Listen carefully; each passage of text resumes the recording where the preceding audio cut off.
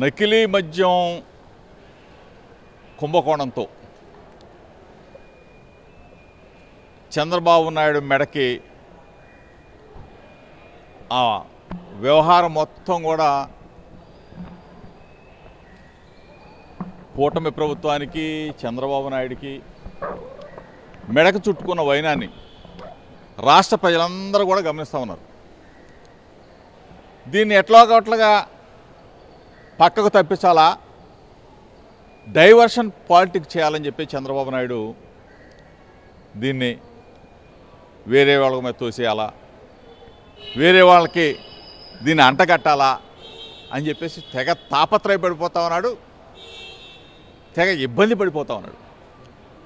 ప్రభుత్వానికి చంద్రబాబు నాయుడికి సూటిగా చెప్తా ఉన్నాం, నకిలీ డిస్టిలరీలు ఏంటయ్యా, నకిలీ ఫ్యాక్టరీలు ఏంటి, నకిలీ తయారీ కేంద్రాలేంటి, ఎప్పుడైనా ఎక్కడైనా చూసామా అని అడుగుతా ఉన్నాం.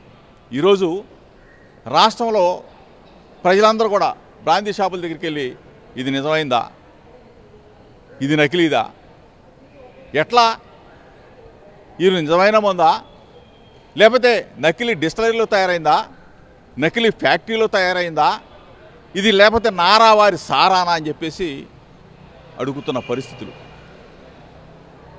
చంద్రబాబు నాయుడు ఏం చేయాలా, కూటమి ప్రభుత్వం ఏం చేయాలా, ప్రభుత్వం ఏం చేయాలా, అన్ని బ్రాందీ షాపుల మీద ఎంక్వైరీ చేయించి నిజమైన మద్యం అమ్ముతున్నారా లేకపోతే నకిలీ మద్యం అమ్ముతున్నారా అని చెప్పేసి దాన్ని అరికట్టే ప్రయత్నం చేయాలి. కానీ దీన్ని పక్కన పెట్టేశారు, దీని గురించి మర్చిపోయారు. జోగి రమేష్ పేరు చెప్పాలా, లేదా జోగి రమేష్ని ఇరికించాలా, లేదా ఇంకొకరిని ఇరికించాలా, బట్ట బయలు చేసిందే మేము కదా, ప్రజలకు తెలియజెప్పించిందే నేను కదా, ప్రజలకి అక్కడ ఉన్న వాస్తవాలని వెలుగు చూపించిన మా పార్టీ వైఎస్ఆర్ కాంగ్రెస్ పార్టీ మేమంతా కూడా ప్రజలకు తెలియజెప్తే డైవర్షన్ పాలిటిక్స్తో ప్రజల్ని తప్పు ద్వారా పట్టించాలని చెప్పి చంద్రబాబు నాయుడు తెగ చిత్తశుద్ధి ఉంటే, విలువలు విశ్వసనీయత ఉంటే దయచేసి చెప్తా ఉన్నాను, మీరు సరైన విధానంలో దీని మీద ఎంక్వైరీ చేయించండి.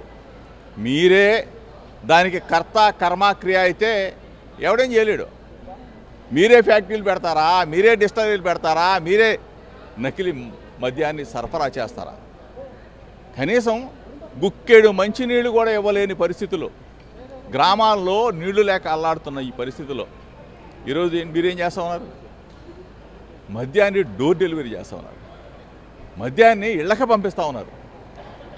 అది కూడా ఏం మద్యం, మీరు తయారు చేసిన మద్యాలా, నారావారి సారానా, ఘోరం కదా. దీన్ని దయచేసి ప్రభుత్వం ఎంక్వైరీ చేయించమని చెప్పేసి,